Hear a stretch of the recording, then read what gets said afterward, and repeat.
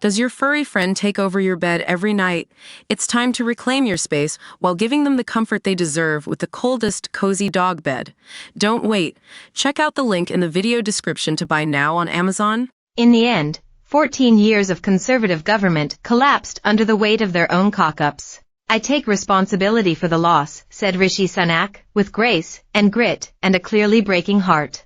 And yes, Rishi, this campaign has been a catalogue of scarcely believable errors. From the decision to skip out of the Normandy commemorations before the photo shoot with other world leaders, to the betting scandal, to the great miscalculation of calling a general election when Sunak could have waited for 5 or 6 months when things could, only get better.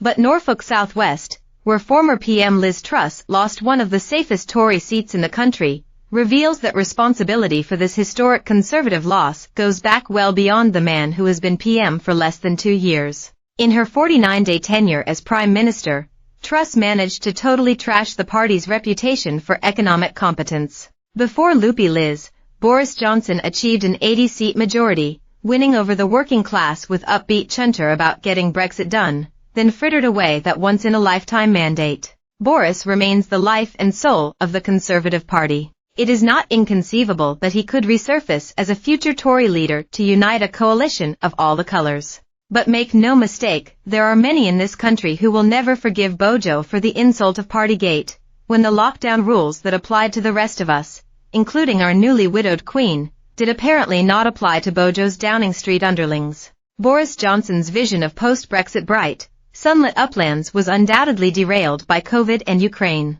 But he also cocked it up big time.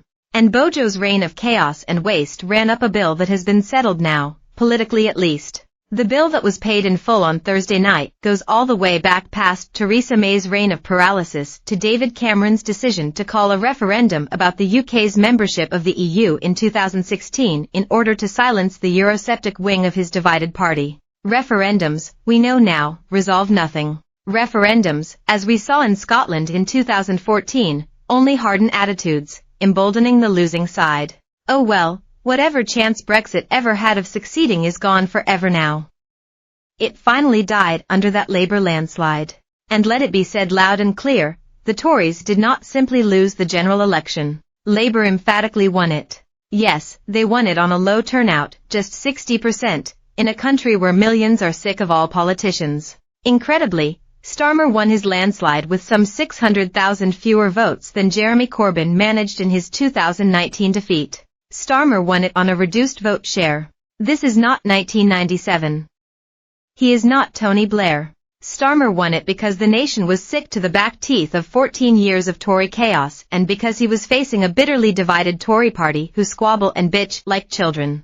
Starmer won it because the fruitcakes of Reform UK were rampant, their voters apparently unconcerned that they are going to get exactly the opposite of what they voted for. Starmer won it, this loveless landslide, without setting the pulses racing among his followers, as Boris did. Starmer won it with no great expectations. That may even work in his favor. Behind that landslide stands a new Prime Minister who few expect to transform their lives. Does anyone really expect Starmer to bring down immigration? It seems unlikely. But he won it, the first Labour victory since Blair had hair.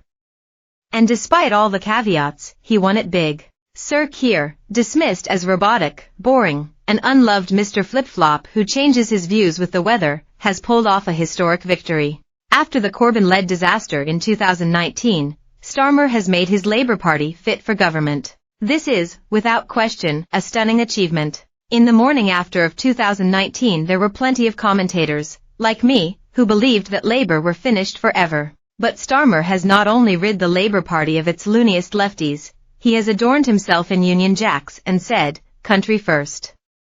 Party second, so often that millions believe he means it. Starmer has made this Labour Party look like the Labour Party that my mother voted for all her life, patriotic, on the side of the working family, understanding that economic growth pays all the bill.